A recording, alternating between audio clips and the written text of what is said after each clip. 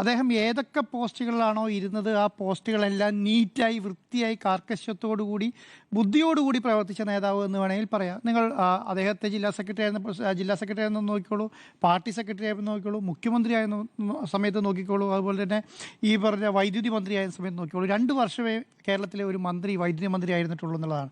ഈ 2 വർഷം കൊണ്ട് പിണറായി വിജയൻ വൈദ്യുതി മന്ത്രിയായിരുന്ന സ്ഥലത്ത് ഇന്നേ വരെ ഒരു വൈദ്യുതി മന്ത്രി പോലും പറയിക്കാത്ത അത്രയും വികസനം കൊണ്ടുവരാൻ കാഴ്ചയുള്ള ആ ദീർഘവീക്ഷണം ഉണ്ടല്ലോ, ആ ദീർഘവീക്ഷണമാണ് സത്യം പറഞ്ഞിട്ടുണ്ടെങ്കിൽ എല്ലാ സ്ഥലങ്ങളും പിണറായി വിജയനെ മുന്നോട്ട് നയിച്ചെന്നുള്ളതാണ്. അതുകൊണ്ടാണ് അതുപോലത്തെ 2 വർഷം കൊണ്ട് എന്തൊക്കെ ചെയ്യാൻ പറ്റുമെന്ന് കാണിച്ച നേതാവിനെയാണ് അദ്ദേഹം പാർട്ടി സെക്രട്ടറിയായി VS അച്യുതാനന്ദൻ മാറ്റുന്നതെന്നുള്ളതാണ്. അപ്പം അന്ന് തുടങ്ങി ഇന്ന് വരെയുള്ള ഒരു കാലം നിങ്ങൾ അന്വേഷിച്ചു, ഏത് സ്ഥലത്താണ് അദ്ദേഹത്തിന് ലാളനയേറ്റത്, ഏത് സ്ഥലത്താണ് അദ്ദേഹത്തെ തലോടലേറ്റത് നിങ്ങൾ ആലോചിച്ച് നോക്കിക്കേ. പാർട്ടി സെക്രട്ടറി അല്ല, 1900 എനിക്ക് തോന്നുന്നു 64 അദ്ദേഹം പാർട്ടി മെമ്പർഷിപ്പിൽ എടുക്കുന്നത്. 1964 തുടങ്ങി ഇന്ന് വരുന്ന 2026 വരെയുള്ള വർഷങ്ങൾ നിങ്ങളൊന്ന് ആലോചിച്ച് നോക്കി.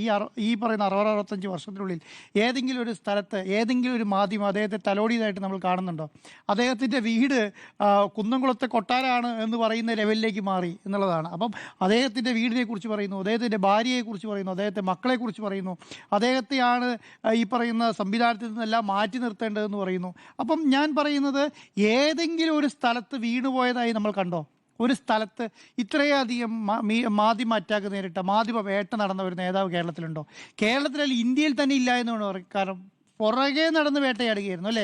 അപ്പം അതിൻ്റെ ഒരു എതിർപക്ഷത്തെ ഉണ്ടാക്കുകയും ആ എതിർപക്ഷത്തെ വെച്ചിട്ട് ഒരു നേതാവിനെ വേട്ടയാടി ഇല്ലാതാക്കാൻ ശ്രമിക്കുകയും ചെയ്യുന്ന സ്ഥലത്ത് ഇന്നേ വരെ അത് വിജയിച്ചിട്ടില്ല എന്നുള്ളത് മാത്രമല്ല, ആ വേട്ടയ്ക്കനുസരിച്ച് കുതിക്കുകയാണ് ചെയ്തുകൊണ്ടിരിക്കുന്നത്. ഓരോ വേട്ടയാടൽ നടന്നു കഴിഞ്ഞ് അടുത്ത ഇലക്ഷനിലേക്കോ അടുത്ത തെരഞ്ഞെടുപ്പ് വരുമ്പോഴേക്കോ അല്ലെങ്കിൽ പാർട്ടി സംഘടനാ തെരഞ്ഞെടുപ്പ് വരുന്ന സ്ഥലത്തേക്കോ കുതിച്ച് കയറുന്ന ഒരു നേതാവിനെ കണ്ടിട്ടുണ്ട് നമ്മൾ. പാർട്ടി സെക്രട്ടറിയിൽ നോക്കി അറിയാം. എല്ലാ വർഷവും സെക്രട്ടറിയേറ്റ് തെരഞ്ഞെടുപ്പ് വരുന്ന സമയത്ത് പിണറായി വിജയനാണ് എന്നുള്ള കാര്യത്തിൽ ആർക്കും സംശയമില്ല. കാരണം എന്താ, അതുപോലെ നേതൃപാഠമുള്ള ഒരു നേതാവിനെ ആ സമയങ്ങളിൽ മുന്നോട്ട് വയ്ക്കാൻ കഴിഞ്ഞിട്ടില്ല എന്നുള്ളതാണ് ഏറ്റവും പ്രധാനപ്പെട്ട കാര്യം.